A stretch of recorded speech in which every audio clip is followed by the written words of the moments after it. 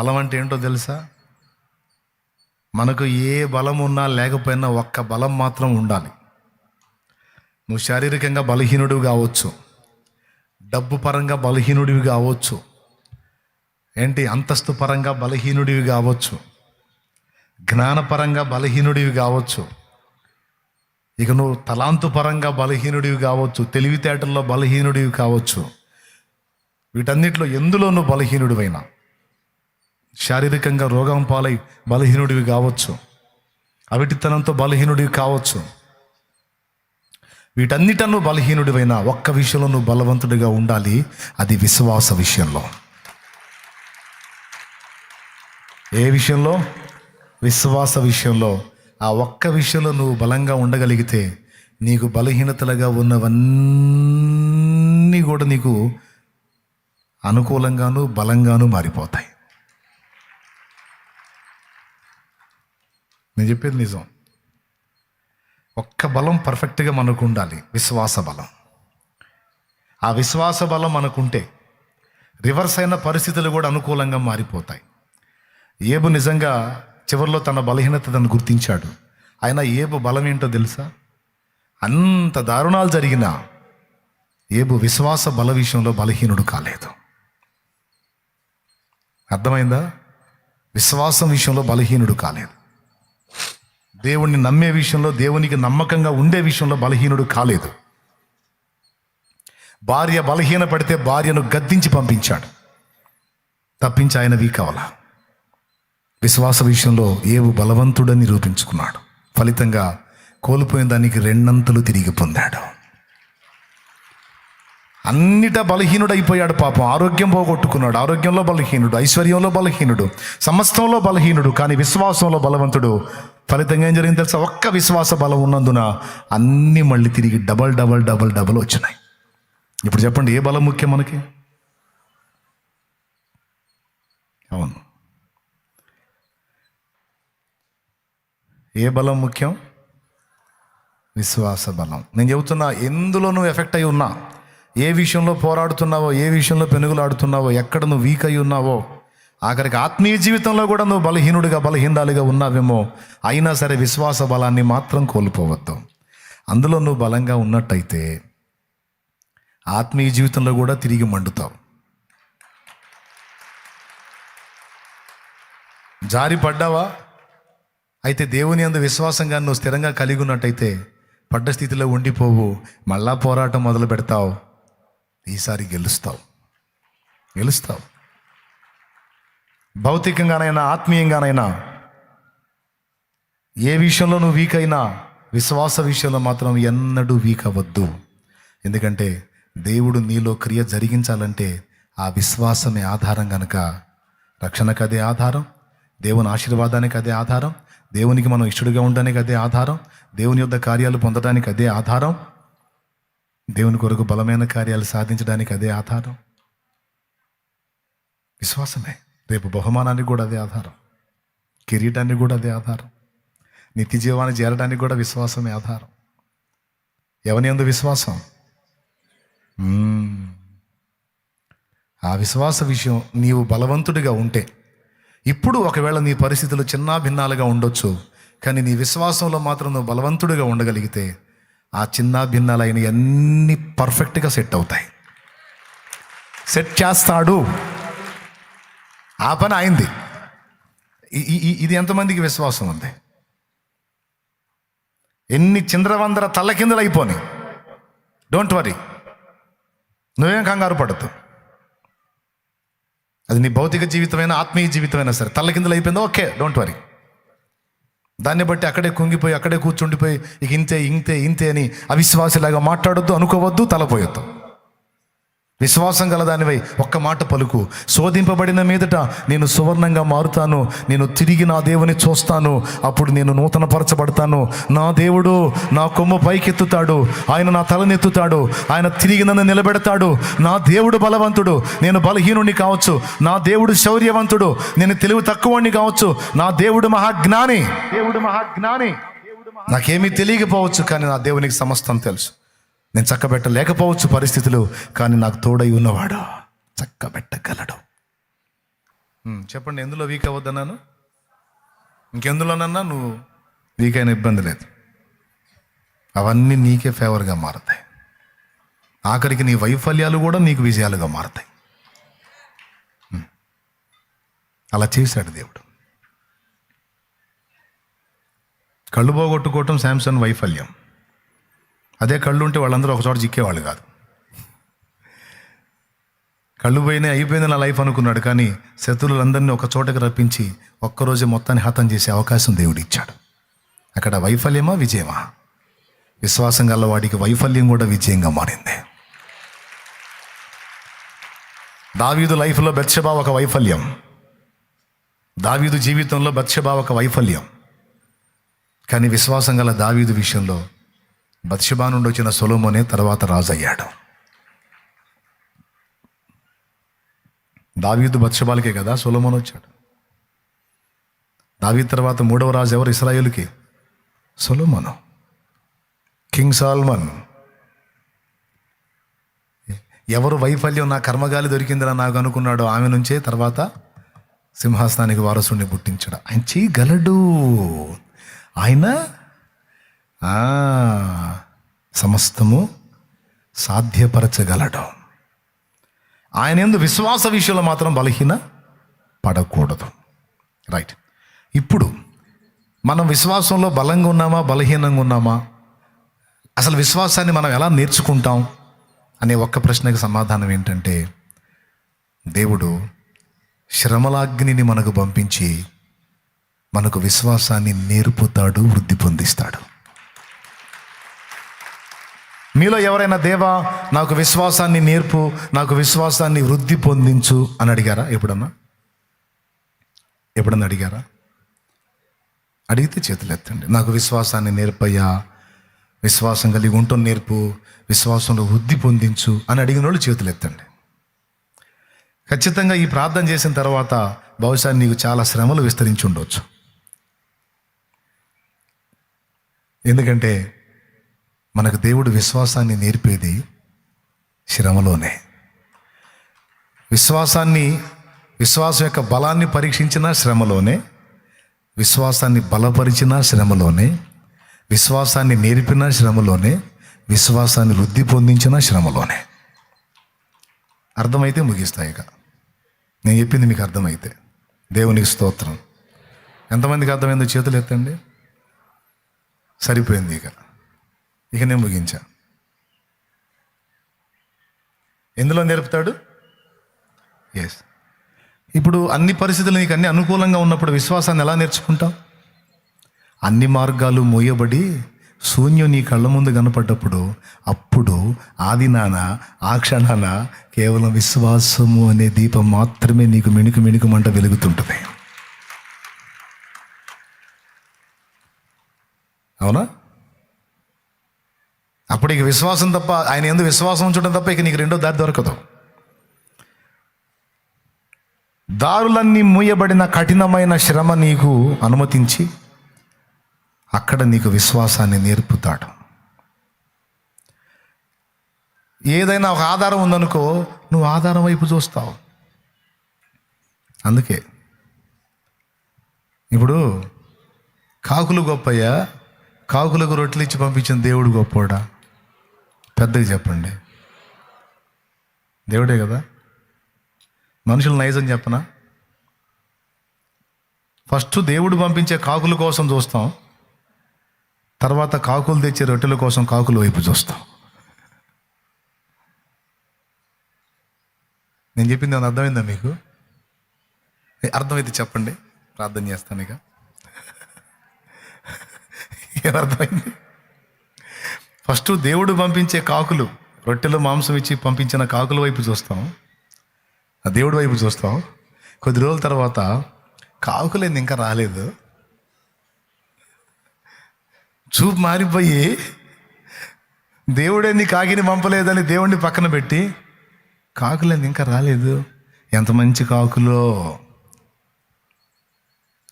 ఇప్పుడు షాలేం రాజు అనేవాడు కూడా అట్లే అనుకోండి. షాలేం రాజు గొప్ప, లేకపోతే వీడిని మీకు ఇచ్చినోడు గొప్ప? ఇప్పుడు నా వల్ల నువ్వు ఏదన్నా మేలు పొందావంటే నేను గొప్ప, లేకపోతే నన్ను ఇచ్చినోడు గొప్ప?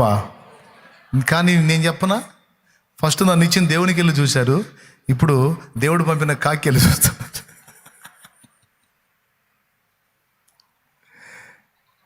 అంతే కదండి, నా కోసం ఎదురు చూడటం, నా చేతుల కోసం పరితపించటం. కాకి వెనక ఆడిస్తున్నది ఎవరైనా కథానాయకుడిని గుర్తుపట్టకుండా, కాకి ఎంత గొప్పదంటే, కాకి ఎంత మంచిదంటే, అసలు మా కాకి మామూలు కాకి కాదు, అసలు అన్ని సంఘాల్లో ఉన్న కాకులు వేరు, మా పాస్టర్ కాకి వేరు. అసలు నేను చెప్పనా, కాకులన్నీ దొంగయే, ఇందులో మంచి కాకి చెడ్డ కాకి ఏం లేదు. నోహ జలప్రళయంలో ఓడలోంచి బయటికి కాకిని పంపితే మళ్ళీ ఓడకు రాలది. అర్థమైందా? కాకులన్నీ దొంగవే, కాకులన్నీ బలహీనమైనవే, కాకులన్నీ నల్లనివే, కాకులన్నీ మలినవే. కానీ అలాంటి దొంగ వాటిని పట్టుకొని, అలాంటి బలహీనమైన వాటిని పట్టుకొని, అలాంటి బ్లాక్ వాటిని పట్టుకొని నీకు ఆహారాన్ని ఇచ్చాడు చూడు, ఆయన మనగాడు. ఆయన ఇప్పుడు చెప్పు, విశ్వాసం ఎటు పెట్టాలి మనం? దేవుని వైపా, దేవుడు చూపించినటువంటి వ్యక్తుల వైపా? దేవుని వైపే మొదట. తర్వాత నాయకుడికి విధేయత చూపాలి కనుక దేవుడు ఇచ్చిన వ్యక్తికి కూడా రెస్పెక్ట్ ఇవ్వాలి, దేవుణ్ణి గణపరచాలి, దేవుణ్ణి టాప్ 1లో ఉంచాలి. తర్వాత దేవుడు నీకు సూచించిన ఆత్మీయ నాయకుని కూడా ఇచ్చే గౌరవం, విధేయత ఇవ్వాలి. అంతేగాని దేవుడి స్థానాన్ని పక్కన పెట్టేసి వీడిని తీసుకెళ్ళి అక్కడ ఎక్కిస్తే నీకు మూడిద్ది, ఈడికి మూడిద్ది, ఇద్దరికి మూడిద్ది. ఏం చెప్పాను మళ్ళీ చెప్పండి? ప్లేస్మెంట్ కరెక్ట్గా ఉండాలి. ఆ ప్లేస్ తీసుకెళ్ళి ఈడికి ఇచ్చావు అనుకో, ఈడికి పగిలిద్ది ఫస్ట్, తర్వాత నీకు కూడా పగిలిద్ది. ఇద్దరికి పగలొద్దంటే ఉంచాల్సిన ప్లేస్లో కరెక్ట్గా ఉంచాలి. దేవునికి మహిమ. నేను నీకు అందనప్పుడు నువ్వు ఫీల్ అవ్వద్దు, నేను నిన్ను పట్టించుకోలేదని ఫీల్ అవ్వద్దు, నేను నీకు టైం ఇవ్వలేదని ఫీల్ అవ్వద్దు. ఎందుకంటే నీకు అందాల్సినోడు, పట్టించుకోవాల్సినోడు, నీకు టైం ఇచ్చేవాడు, నిరంతరం నీ గురించి ఆలోచించేవాడు, నీ బరువు ఎంతైనా మోసే దమ్మున్నాడో ఆ ఒక్కడే. వీడొట్టి మనిషి, వీడు అందొచ్చు, అందకపోవచ్చు, ఉండొచ్చు, ఓడొచ్చు, కానీ ఎనీ టైం నిన్ను వెన్నంటి కాచేవాడు ఆయన. ఆయన ఇచ్చాడు కనుక ఈయన టాప్లో ఆయనే, సెకండ్లో ఈయన. మళ్ళీ ఈ మాట చెప్తే అట్టయితే ఈయన లెక్క చేసే పని లేదని మళ్ళీ మీరు ఓవర్ యాక్షన్ చేసి మళ్ళీ మీరే తనులు తింటారు. అందుకని చెబుతున్నాను నేను. దేవునికి స్తోత్రం. ఆయన్ని లెక్క చేయాలి మొదట, తర్వాత ఆయన ఏర్పాటు చేసిన వ్యక్తిని లెక్క చేయాలి. సో విశ్వాస విషయంలో చెప్తున్నాను నేను. మన విశ్వాసం ఎలా నేర్చుకుంటాం మనం అంటే, దేవుడు ఎలా నేర్పుతాడంటే, విశ్వాసం ఉంచడం తప్ప ఇక ఏమీ లేని పరిస్థితి మనకు రప్పిస్తాడు. ఇంకెటూ దారి కనపడి, ఇటు చుట్టూ శూన్యమే. ఏవు కొన్నవన్నీ పోయినప్పుడు ఎలా పోయినాయో రాశాడు బైబిల్లో. ఒంటెలు దొంగలెత్తకెళ్ళటం, పిల్లలు మిద్దబడి ఇదైపోవటం, అట్లా అన్ని పోయినాయి, అన్నీ ఎలా పోయినాయో రాశాడు. కానీ రెండంతలుగా ఎలా వచ్చినాయో రాయలా. నాకు అదో డౌట్ వచ్చింది, ఎందుకు రాయలేదు, ఎలా వచ్చినాయో అని. ఎలా వచ్చినాయో రాస్తే మనకు కూడా అలా వస్తాయో అని ఎదురు చూస్తాం మనం. అందుకని ఆయన ఏం చేశాడంటే, ఎలా పోయినాయో రాశాడు, కానీ ఎలా ఇచ్చాడో రాయలా, మొత్తానికి ఇచ్చాడు. అట్లాగే నీకు కూడా ఇస్తాడు. ఎలా ఇస్తాడో చెప్పడం, కానీ ఇచ్చేది ఖాయం. ఇలా చేస్తాను, అలా చేస్తానని దారులు చెప్పడం. నమ్ముతున్నావా? అవును ప్రభా, అట్లయితే ప్రశాంతంగా ఉండు. కాదు, ఎట్లా ఇస్తావా అని ఈ పనికి మాలిన డౌట్లే వద్దు. నీకు ఏంది ఇస్తాగా, నేను చేస్తా కదా. నమ్ముతున్నావా? నమ్ముతున్నా బ్రా, నమ్మకమే, భలే పని, విశ్వాసం తండ్రి. అంటే నోరు మీద తండ్రి, ఇక విశ్వాసం ఉండి ఇంకెందుకు తండ్రి? ఎలా అని అదే వద్దు తండ్రి, అది అడిగామంటే డౌట్ తండ్రి. విశ్వాసం ఉంచు.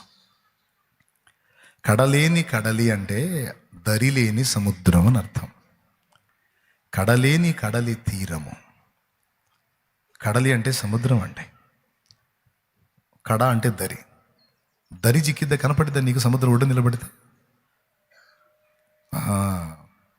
దరి అనేది నాకు అర్థం కావటం లేదు. ఎడమైపోయింది చివరకు, నా బ్రతుకు అట్లయిపోయింది. నడి మధ్యలో, సముద్రపు మధ్యలో ఇరక్కపోయినట్టుంది. ఎటు పోవాలో, ఏ దరి చేరాలో, ఏ గురి చేరాలో అర్థం కాని స్థితిలో నేను ఉన్నప్పుడు నా దరిన నువ్వు నిలిచి నాకు దారి చూపించావయ్యా. విరవగా అంటే భయపడగా, బాధపడగా, దుఃఖపడగా, విలపించగా, గురిలేని తరుణాన వేరువగా. మీరు పాడండి. కడలేని కడలి తీరము,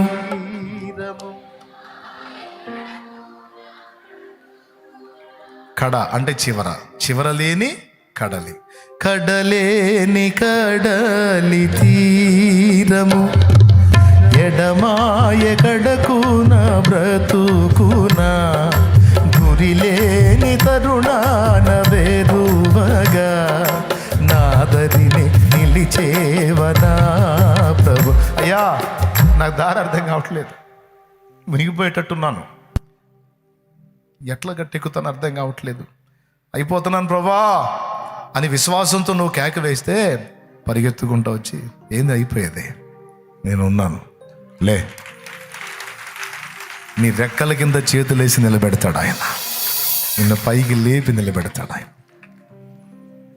అందుకే గుర్తుపెట్టుకో, ఎప్పుడు కూడా నేను వెళ్ళే మార్గం నా ప్రభువుకు తెలుసు, ఆయనే నన్ను నడిపిస్తాడు, ఆయన నాకున్నాడు.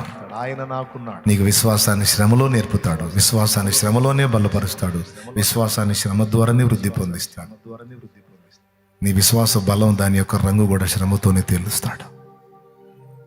కొంతమంది విశ్వాసం అన్ని బాగున్నప్పుడు ఎగిరెగిరి పడుతుంటుంది, కాస్త సెగ తగిలిందంటే అడ్రస్ కూడా దొరకదు. ఏం చేశాడు, ఏం ఒరిగింది, ఏం జరిగింది అని బయటపడిపోతారు. కానీ ఒరిజినల్ విశ్వాసాలు అట్లా కాదు. శ్రమలు రగిలినా నలిగినా సరే, ఇదంతా కాదు, నా దేవునికి తెలియకుండా ఇది జరగట్లేదు, కానీ నా దేవుడే దీన్ని కొలికి తెస్తాడు, నేను ఆయన నమ్ముతున్నాను. జలములలో బడినే వెళ్ళిన అవి నా మీద పారవు, అగ్నిలో నేను నడచినను, జ్వాలలు నన్ను కాల్చజాలవు. నేను దేవుడే నీకు తేల్చాలి. తేల్చాలంటే మనం ఏం చేయాలి? దేవుని ముందుకు వెళ్ళాలి. ఎవరి ముందుకు వెళ్ళాలి? దేవుని ముందుకు వెళ్ళాలంటే లోకానికి దూరంగా. చెప్పండి, ఎదుటోళ్ళ బతుకులు చూస్తారా, ఎవరు బతుకోళ్ళు చూస్తారా? చెప్పండి, ఇతరులకు మీకంటే నీతిమంతులను ఎంచుకుంటారా, ఇతరులు మీకంటే తక్కువ వారిని ఎంచుకుంటారా? అమ్మా, మరి మీ మట్టుకు మీరు ఏదన్నా నీతి నీ ఉండి జరిగిందంటే, నీ వల్ల జరిగిందంటే, నీలో ఉంది అంటే అది ఆయన కృప. నువ్వేందో నీకు అర్థం కావాలంటే నువ్వు దేవుని ముందుకు వెళ్ళాలి. లే, పైకి లేచి నిలబడిగా. ఈరోజు దేవుడు నీతో మాట్లాడిన మాటలను బట్టి ప్రార్థన చేసుకో. Okay, right. తలలు వంచి కళ్ళు మూయండి. చివరి ప్రార్థన ఆశీర్వాదంతో మనం సెలవు తీసుకుందాం. పరిశుద్ధ ప్రభువా, నీకు స్తోత్రములు. నీ దయాపూర్వక సంకల్పాన్ని బట్టి శుభవేళ మమ్మల్ని అందరినీ సమకూర్చి చాలా స్పష్టంగా మాకు కొన్ని విషయాలు బోధించా. మేము వింటున్న బోధ, బోధిస్తున్న బోధ, అనుసరిస్తున్న బోధ, మా బ్రతుకు, మా బలము, ఈ 3 సంగతులను గురించి తేటగా మాకు అందించారు. క్రొవ్వంతయు నీకే అర్పించాలి. క్రొవ్వు మేము ఏ కొంచెము కూడా పట్టకూడదు. క్రొవ్వు బలిపీఠం మీద దహించాలి. మేము ఎక్కడ కూడా దీన్ని బట్టి కూడా అతిశయించటం అనేది తగ్గదు. కానీ మా బ్రతుకులు మాకు అర్థం కావటం లేదు. మేము బాగానే ఉన్నాం అనుకుంటున్నాం, కానీ మేము చాలా లోపాయికారితనంగా ఉన్నాం. కాబట్టి మా బ్రతుకు మాకు తేటపరిచేది నువ్వే, నీ వాక్యే, నీ అగ్నే. కనుక నాకు, మాకు, మా అందరికి కూడా నీ సముఖంలోకి వస్తుండగా మా బ్రతుకులు మాకు స్పష్టపరిచి, మా బ్రతుకులను దిద్దుకొని మారు మనసు పొంది భక్తి జీవితంలో తిరిగి నూతన అభిషేకంతో నింపబడి, క్రొత్త తైలముతో ప్రోక్షింపబడి, పరిశుద్ధాత్మ ప్రభావంతో నింపబడి మరలా నూతనంగా భక్తి జీవితాన్ని ప్రారంభించే కృప మా అందరికీ దయచేయమని ఎవరెవరు ఎన్ని రకాల శ్రమల్లో శోధనలో ఉన్నారు, నువ్వు ఎందులో వీక్ అయినా విశ్వాసంలో వీక్ అవ్వద్దు. ఒక విశ్వాసాన్ని కలిగి ఉంటే అన్ని రెండంతలుగా తిరిగి పొందగలవని చెప్పి బలపరిచావు. మాకు విశ్వాసాన్ని నేర్పు, వృద్ధి పొందించు. విశ్వాసాన్ని అగ్ని పరీక్షలో నిగ్గుదేలేటట్టు చేయి, కృపచు.